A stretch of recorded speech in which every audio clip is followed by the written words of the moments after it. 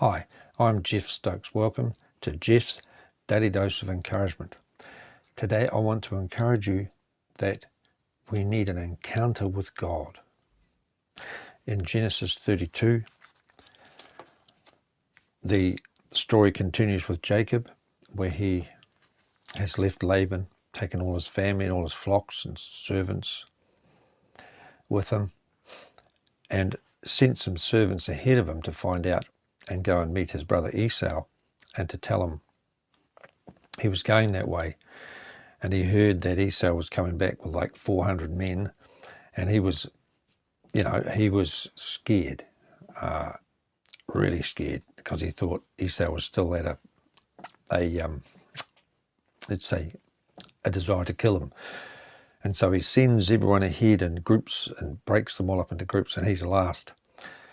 And then it says here in starting from verse 21, So went the present over before him, and himself, this is King James way it says, and himself lodged that night in the company. So he sent everything before him as a present to try and appease Esau, and even called him Lord and everything.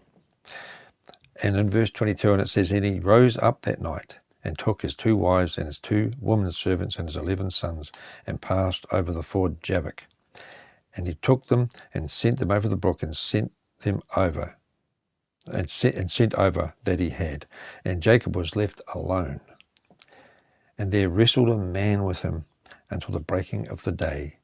And when he saw that he prevailed not against him, he touched the hollow of his thigh. That's the man, touched the hollow of Jacob's thigh. And the hollow of Jacob's thigh was out of joint as he wrestled with him. And he said, let me go, for the day breaks. The angel, that was an angel, I believe, that the man said, let me go, for the day breaks. And he said, I will not let you go. Jacob said, I will not let you go except you bless me. And he said unto him, what is your name? And he said, Jacob. And he said, your name shall be called no more Jacob, but Israel. And Israel means a prince of God. Israel, for as a prince have you power with God and with men, and have prevailed. And Jacob asked him and said, tell me, I pray thee, your name. And he said, wherefore is it that you do ask after my name? And he blessed them there.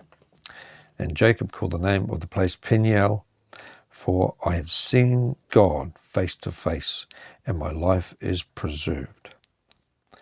And as he passed over Peniel, the sun rose up on him, and he halted upon his thigh. So right there, Jacob, we know he was a supplanter and a deceiver, and even he not only was a supplanter and a deceiver, but he also got deceived by his brother-in-law, his mother's brother, his uncle. But when he met God, when he had an encounter with God, it changed his life. And I can attest to that too. I have had divine encounters with God that have changed my life. In one situation, I was in a terrible mess, and God completely healed me and filled me with the Spirit and cleaned up my whole mind and the way I thought, and it was just, it was just easier to hear his voice. But it doesn't mean to say I was perfect. Later on, I had a lot of difficulty with real bad hurt, and I couldn't let this thing go and forgive. And one day I was praying in tongues, and then God met me and spoke to me and said, bless and forgive, bless this person. And then later on, the next day, he told me to forgive them, and he told me how to use that almost as a spiritual weapon. And it was a result of that. My life started to take a different trajectory, and I was a changed man, and it brought reconciliation into relationships. And then later on again, God spoke to me very clearly and told me to memorize the scriptures as much as I could.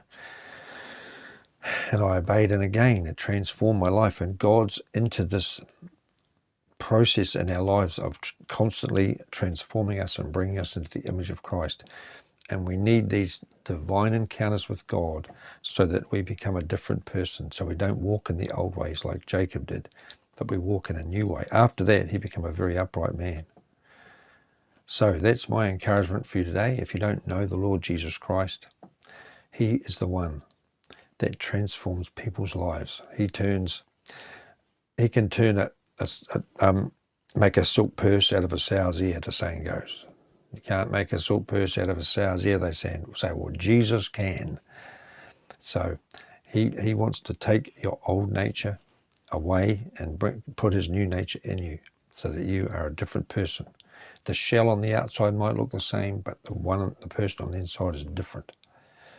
So if you don't know the Lord Jesus Christ, if you confess with your mouth the Lord Jesus and believe in your heart that God raised him from the dead, you will be saved.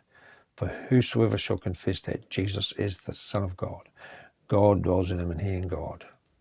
And he will transform your life just like he did with Jacob. God bless you. Have a great day.